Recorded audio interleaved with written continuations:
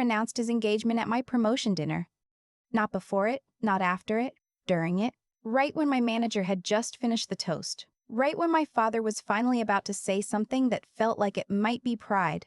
My brother Cody stood up from his chair, clinked his glass, and said, "While we're all together, I have something to say." And just like that, the room shifted. My promotion became the opening act. My mother grabbed his arm and screamed. My father bear hugged him. My aunt pulled out her phone to take pictures. I sat at the head of the table that had been specifically reserved for me, at the restaurant I had specifically chosen, and watched my own celebration dissolve in real time. Later that night, my mother texted me, "Wasn't that just the best surprise? Cody has such good timing." I stared at that text for a long time. Then I put my phone face down on my nightstand, turned off the light, and lay in the dark thinking about timing. About how my brother had always had a gift for it. About how, for 31 years, his timing had always somehow managed to land directly on top of mine. Have you ever had someone steal the air out of every room you walked into? Tell me in the comments. I read all of them. My name is Priya. I'm 31 years old. I'm a licensed CPA and a senior financial investigator for a regional accounting firm that contracts with mid-sized corporations across the Southeast. I own my condo. I max out my Roth IRA every year. I have an emergency fund that could carry me for 8 months without breaking a sweat. I say all of that not to brag, but because it matters for what comes later. And because for most of my life, my family treated all of it like a mild inconvenience. Cody is 34. He sells pharmaceutical equipment to hospital networks, drives a truck our parents helped him put a down payment on, and has been about to close a huge deal for approximately 6 years. He's charming in the way that men who've never been told no tend to be charming. He fills a room, he remembers everyone's name. He laughs at exactly the right moments. Growing up, I was the one who stayed quiet at dinner. Cody was the one who got the laughs. I was the one who studied on Friday nights. Cody was the one who got the car at 16, a used Honda Civic our parents surprised him with in the driveway, while I watched from the window upstairs, still paying them $40 a week from my babysitting money because they said it built character. I'm not bitter about the childhood stuff anymore. I made peace with it somewhere around my mid-20s when I realized that everything they gave me by withholding discipline, resourcefulness, the ability to sit with discomfort and keep moving, had compounded into something they couldn't touch. But there is a difference between making peace with the past and pretending the pattern has changed. The pattern had not changed. The promotion dinner was in March. By April, I was hearing about the wedding. Cody was marrying a woman named Tess. I liked Tess. She was straightforward, a little quiet, the kind of person who actually listened when you talked. I didn't understand what she saw in my brother, but I understood that she deserved better than what I was watching happen. The wedding was scheduled for the third Saturday in October, which would have been completely fine, except that my boyfriend Fenn and I had already booked our engagement party for the third Saturday in October. We'd sent the save the dates 2 months earlier. My mother had received hers. She had texted back a heart emoji. When I called her to ask if this was a coincidence, she paused for exactly 2 beats too long before she said, "Priya, honey, Cody's venue had very limited availability. Mom, we sent you a save the date in February." Well, your party isn't a wedding. I heard myself breathe out slowly. "No," I said, "it's not. Cody is getting married. This is a once-in-a-lifetime event. Your engagement party can be rescheduled. The venue deposit is non-refundable for them." I asked her what she thought Fenn and I should do about our deposit. She said, "I'm sure you'll figure it out. You're good at that." I didn't yell. I didn't cry. I said, "Okay, Mom," in a voice that gave her absolutely nothing. And then I hung up and sat very still in my home office for about 4 minutes, staring at the wall. Fenn found me there. He's an electrical contractor. He owns his own company, 3 crews, commercial and residential both. My family has spent 4 years referring to him as the electrician in the tone most people reserve for a minor appliance malfunction. He walked in, read my face, sat down across from me and said, "What did they do?" I told him. He didn't say anything for a moment. Then he said, "Do you want to reschedule our party, or do you want to do something about it?" I looked at him. "What do you mean, do something about it?" He leaned back. I closed on the Whitmore building last week. The Whitmore, a converted textile warehouse in the Arts District that Fenn had been quietly negotiating to purchase for 8 months. High ceilings, original brick, a rooftop terrace with a view of the whole downtown skyline. It had been operating as an event venue. It still had all the permits. "What are we doing with the Whitmore?" I asked. "Whatever we want," he said. "We own it." I pulled my laptop toward me. "Then we're not rescheduling anything." What my family didn't know, what I had never told them because they had never once asked about my actual job, was that my firm had recently been retained by a regional pharmaceutical distribution company to conduct a forensic financial audit of their top-performing sales accounts. The company was called Meridian Med Supply, Cody's employer. I want to be clear about something. I did not go looking for this. The engagement was assigned to my firm months before the wedding conflict happened. My last name is different from Cody's. I'd gone back to my mother's maiden name after college, a decision my parents had found insulting and that I had found deeply satisfying. No one at Meridian connected the dots. Why would they? I was A. Krishnamurthy, external forensic auditor, clearance level, full access. I was the person their board of directors had hired to find out why their Q3 revenue numbers weren't matching their reported sales figures. I hadn't opened Cody's file yet. I had been deliberately routing around it, assigning it to a colleague, keeping my distance. Professional ethics. I knew the optics. But after the phone call with my mother, I sat down, documented the family relationship in a formal disclosure memo to my senior partner, and requested that the file be reassigned to me under supervised review. It was a legitimate process. My partner approved it. The logic was simple. I was the most qualified person on the team. The conflict was disclosed and documented, and supervised audits of disclosed relationships are standard practice in forensic accounting. I wasn't breaking any rules. I was just finally going to be useful. I put on the gray blazer I wear when I need to think clearly, made a cup of coffee, and opened the file. Cody's sales numbers were extraordinary, not good extraordinary, suspicious extraordinary. He was posting 26% growth quarter over quarter in a market that industry analysts had flagged as flat.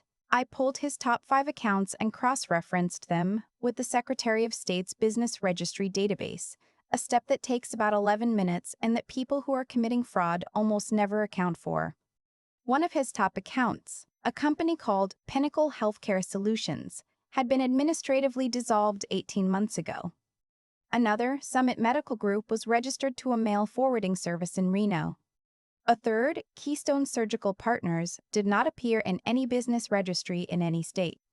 My brother was not a pharmaceutical sales genius. He was a novelist. He was generating fictitious invoices, submitting them to inflate his commission basis, and triggering performance bonuses that the company believed were attached to real revenue. The money to cover the invoice payments was being siphoned from a discretionary client entertainment budget, lunches, conferences, gifts, and routed into accounts belonging to these non-existent companies. I followed the routing numbers. One of them was familiar in a way that made my stomach drop. I opened my own banking app and checked the transfer Cody had asked me to make 14 months ago. He told me he was in a bind, needed to cover a car repair, would pay me back in 2 weeks. $1,100. I had sent it from my personal account. The routing number for Summit Medical Group matched the account I had sent that money to. He had used me to seed a fraudulent vendor account. I sat back in my chair and felt something that wasn't quite anger. It was colder than that, more focused. The way water feels right before it freezes. The total across 3 years was just over $240,000. That's federal wire fraud. That's tax evasion on the bonus income he'd failed to report. That's potentially conspiracy charges if anyone else in his network had known. I kept reading. In his sent email, synced to the company server I had full access to, I found a message to a friend from college. The subject line was, "Closing in on VP brother." The body read, in part, "The auditors they brought in are green. I've been doing this for 3 years and nobody's caught a thing. Once I make VP, the oversight changes and I'll have even more room. Mom and Dad just took out a second on the house for the wedding, so I'm not worried about cash flow." I read that last sentence 3 times. My parents had taken out a second mortgage. I pulled up the county property records, a public database, anyone can access it, and searched their address. The record updated 6 weeks ago. They had refinanced their home, which they had owned outright since 2019, and extracted $62,000 in equity. At their ages, with my father 2 years from retirement and my mother already collecting a partial pension, this was not a financial decision. It was a financial disaster. They had bet their paid-off home on Cody's future, the same way they had bet everything on Cody's future my entire life, and this time the house was literally collateral. He knew. He'd written it down casually, like it was a weather update. Mom and Dad took out a second on the house, so I'm not worried about cash flow. His parents' retirement security was his personal safety net, and he found it convenient. I printed everything. Bank statements, fake invoices, the email, IP logs placing Cody at the terminal when each fraudulent submission was made. Routing records connecting Summit Medical Group to the account I had funded with my own money. It was a thick stack of paper, still warm from the printer. And I set it on my desk and looked at it for a moment. Then I took a thick envelope from my desk drawer, slid the whole stack inside, and wrote on the front in my neatest handwriting, "Congratulations." The third Saturday in October arrived cool and clear, the kind of October day that feels like the city is showing off. Cody's wedding was at a hotel ballroom downtown, starting at 4. Our engagement party was at the Whitmore, starting at 7. For a few hours in the middle of the afternoon, both events existed in the same city simultaneously, which was exactly what my mother had engineered. She had called me the week before to tell me she and my father would be attending Cody's wedding and skipping our party. She said it as if she were reporting a scheduling conflict, something minor and logistical, nothing personal. She said she hoped we understood. "Of course," I said. "You're not upset?" "No," I said, and I meant it in a way she wouldn't understand until later. Fen and I got ready together at the condo. He wore a dark charcoal suit. I wore a deep emerald dress I had bought specifically for this night, fitted with long sleeves and a neckline that was elegant rather than dramatic. I wore the small diamond earrings I had bought myself after my first solo audit closed successfully. I did not look like someone who was nervous. I did not look like someone who had been told her whole life that she was the smaller story. We arrived at the Whitmore at 6 to greet the first guests. The venue looked extraordinary. Exposed brick, Edison bulb chandeliers, high cocktail tables along the rooftop terrace looking out over the city lights. Fen's project manager had done the setup. It looked like something out of a design magazine, and it had cost us a fraction of what a hotel ballroom would have charged because we owned the building. At the hotel ballroom across town, Cody's wedding was running behind schedule. I know this because Tess's sister messaged me to say she was sorry about the whole situation and that Tess was embarrassed by it. I wrote back that she had nothing to apologize for and asked her to tell Tess I wished her well. I meant that too. My parents arrived at the hotel, took their seats, and watched my brother give a toast about his own future. From what I was told later, he mentioned his upcoming promotion 3 times during the rehearsal dinner and twice more at the reception. He shook hands with his regional VP and promised him results for Q4. He danced with my mother and told her this was just the beginning. What none of them knew was that the regional VP had received a call 2 days earlier from Meridian's board of directors. The board had received my final audit report. It had been reviewed by outside legal counsel. It had been reviewed by their internal compliance team, and it had been flagged for referral to the FBI's Financial Crimes Division. The regional VP had been asked to attend work on Monday morning and say nothing in the meantime. The party at the Whitmore went until 11. Fen gave a toast that made half the room laugh and the other half tear up. My college roommate flew in from Portland. My work partner brought her husband and danced badly and joyfully for 2 hours straight. I stood on the rooftop terrace at one point with a glass of wine and looked out at the city and felt something I hadn't felt in years at a family event. Like I was exactly where I was supposed to be. My parents showed up at 10:45. I don't know what they expected. I think maybe they expected me to look diminished. A smaller party, fewer guests, something they could absorb and feel okay about. Instead, they walked into a room full of people who loved us, in a building we owned, on a terrace lit up against the downtown skyline, and my mother stopped walking and looked around and said, quietly, "Priya, this is beautiful." "Thank you," I said. I handed her a glass of champagne. "I'm glad you made it." She looked at me. There was something working behind her eyes, some recalculation, but she didn't say anything else and I didn't push. Monday came. I was at my office by 7:30. I had 2 calls with legal before 9. By 10, federal agents were at Meridian's regional headquarters. Cody was called into a conference room at 11 and confronted with 3 years of documented fraud, a stack of evidence that included the email he had written about his plans for when he made VP, and 2 men who were not from HR. He was placed on administrative leave pending criminal investigation. By Wednesday, the charges had been filed: wire fraud, tax evasion on approximately $60,000 in unreported bonus income, and 1 count of financial fraud exceeding $100,000. His lawyer called the evidence circumstantial. My audit partner, who has 30 years of forensic experience and once testified before a Senate subcommittee, called it airtight. My parents called me on Thursday. My mother spoke first. She said they had spoken to Cody's lawyer and that the lawyer had mentioned my name in connection with the audit. She wanted to know if that was true. I said yes, it was. I was the lead auditor on the case. I had disclosed the family relationship in advance, and the work had been conducted under formal supervised review. She was quiet for a moment. Then she said, "How could you do this to your brother?" I had thought about this moment. I had run it through my head a dozen different ways, imagining what I might say, how I might explain, whether there was a version of this where she understood. I had decided in the end not to try.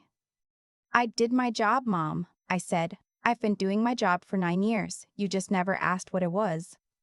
She started to say something else and I said gently, "I love you.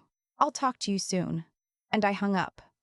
My father called back 10 minutes later. He didn't say anything about the audit. He said, "The second mortgage. We didn't tell you because we knew you'd worry." "I know," I said. "We're gonna be okay," he said, but it didn't sound like he believed it. "Can I send you something?" I asked. "Not money, just some information about what your options are." He said yes. I sent him a document I had spent 2 evenings putting together, a breakdown of their refinance terms, the current market value of their home, their estimated Social Security income, my father's pension timeline, and 3 different scenarios for restructuring their situation over the next 4 years. One of the scenarios involved selling the house, paying off the mortgage, and moving into a smaller place, debt-free. Another involved a repayment plan that would have the equity restored before my father's full retirement. I attached contact information for 2 HUD-certified housing counselors in their area. I didn't make the choice for them. I gave them the information, and I let them choose. That's the thing my family never understood about what I do. Accounting isn't about numbers, it's about consequences.